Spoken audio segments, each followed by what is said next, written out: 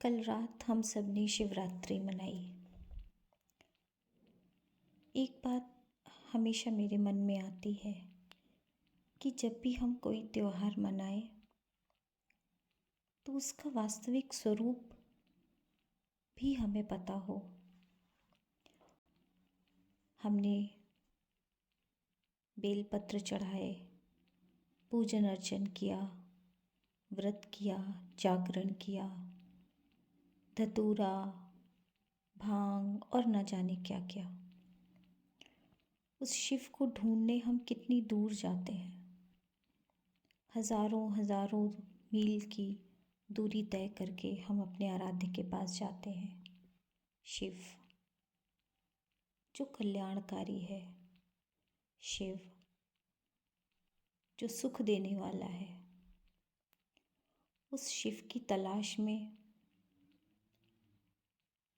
हम किसी भी रूप में कहीं पर भी जाएं तो हमें मिलता क्या है? शायद शांति, सुकून। लेकिन रात्रि क्यों?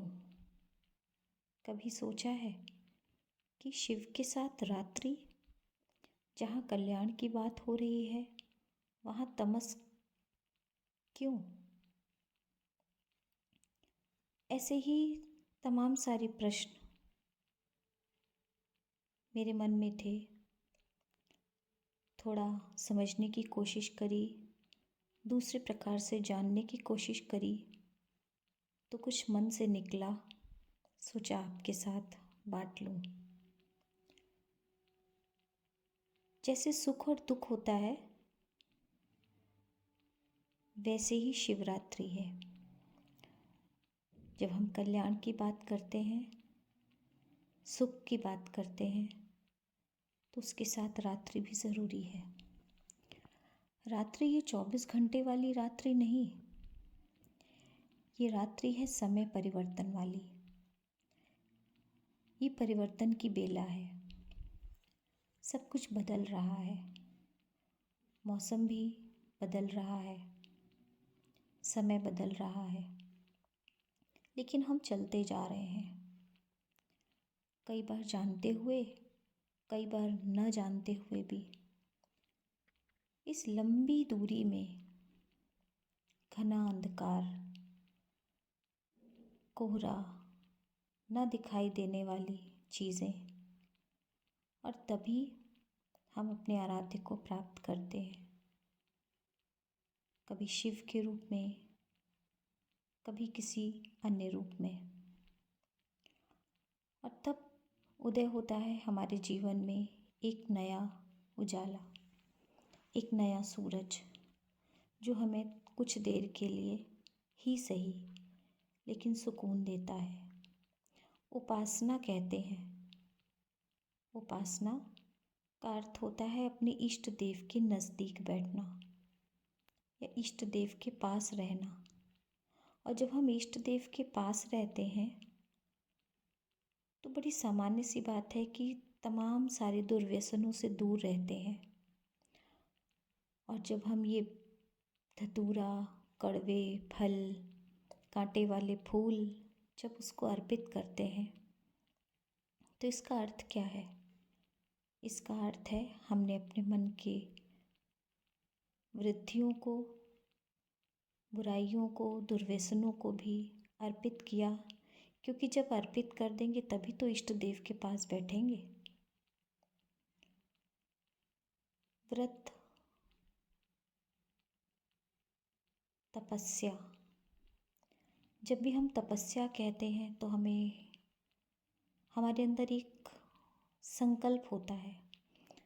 तपस्या कभी भी बिना संकल्प के नहीं हो सकती। और जब हम शिव की आराधना करते हैं तो भी हमारे अंदर वो तपस्या का भाव होता है, संकल्प का भाव होता है। जीवन में उमड़ने घुमड़ने वाले तमाम सुख दुख के बादल से जब हम दुखी हो जाते हैं, परेशान हो जाते हैं, तो हम कोशिश करते हैं उस ओर जाएं जहाँ हमें शांति हो। शिवरात्रि भी हमारे जीवन में यही संदेश लेकर के आती है। जागरण क्यों? क्योंकि ये बेला होती है नए फूलों के खिलने की। जागरण अर्थात हमारे अंदर की चित्तवृत्तियों में जो कलुषित भावनाएं हैं, जो बुरी भावनाएं हैं, उनके प्रति अवेयर होना, उनके प्रति ऐसे भाव रखना कि हम कितनी जल्दी इन सब बुराइयों से निकल करके एक फूल की तरह खिल करके बाहर आ जाएं। क्योंकि बुराइयों के बीच अगर रहेंगे तो हम अपनी आत्मा के वास्तविक अस्तित्व को तो खो देंगे ना। और जब हम ये सारी चीज़ें करते हैं, व्रत, उपासना,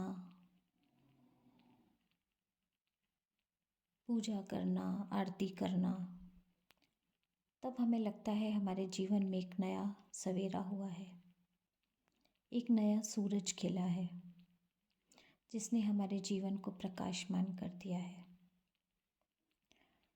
लेकिन फिर ये एक रात्रि की ही बात क्यों? क्योंकि समय समय पर हमें याद दिलाना ज़रूरी होता है। हमारे प्रत्येक तीज त्योहार हमारे जीवन में एक नया प्रकाश लेकर आते हैं, हमारे लिए एक नया संदेश लेकर आते हैं, जो धीरे धीरे हमारे जीवन में एक नई ऊर्जा का संचार करता है।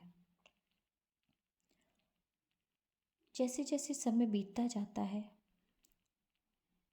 कहीं ना कहीं हम अपने संकल्पों से विमुख होने लगते हैं और तभी किसी रूप में कृष्ण जन्माष्टमी आ जाती है, तो कहीं नवरात्रि का त्यौहार आ जाता है, तो कहीं शिवरात्रि आ जाती है, तो कहीं दीपावली, जो समय समय पर हमें हमारी बुराइयों, हमारे दुर्व्यसनों, हमारी खराब आदतों या हम अपनी आत्मा के जो वास्तविक स्वरूप को भूल चुके होते हैं, उस अस्तित्व को याद दिलाने के लिए ये सारे तीज त्योहार समय समय पर हमारे सामने आते रहते हैं। जीवन कई बार बहुत कठिन और कई बार बहुत सरल होता है। ये निर्भर करता है कि हम उसे कैसे देखते हैं, हम उसे कैसे लेते हैं। जिसे अपने जीवन में जैसे अनुभव प्राप्त होते हैं, वह उसके लिए उतना ही सरल और उतना ही कठिन होता चला जाता है। कुछ देर बैठकर इन त्योहारों में ये सोचें कि हमने ये त्योहार जो मनाया, उसे क्यों मनाया, उसके पीछे जो कुछ भी हमने किया वो हमने क्यों किया। तो सारे प्रश्नों के एक एक करके उत्तर मिलेंगे, जैसे आज मुझे मिले। सभी त्योहारों को एक मशीन की तरह सिर्फ मना लेना, लंबी लंबी कतारों में खड़े होकर के मंदिरों में दर्शन के लिए इंतज़ार करना, या फिर भांग के नशे में धुत हो जाना ही तो त्योहारों का उद्देश्य नहीं होता ना। तो ढूंढते हैं उस खुशी को जो उन त्योहारों के पीछे खुशी छुपी हुई है। कभी साथ बैठ कर के परिवार के मिलती है, तो कभी ईश की आराधना से। लेकिन जाते सभी रास्ते उस खुशी, उस सुकून, उस शांति की ओर हैं। चलिए बन जाते हैं एक बच्चे जैसे निर्मल, शांत, प्रसन्न, निर्विकार और जीवन के हर एक सुख का उसी भाव से आनंद लेते हैं। तो इस शिवरात्रि पर भी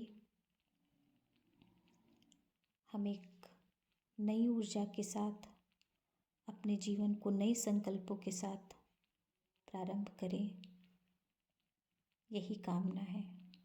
आप सभी को शिवरात्रि की बहुत बहुत शुभकामनाएं।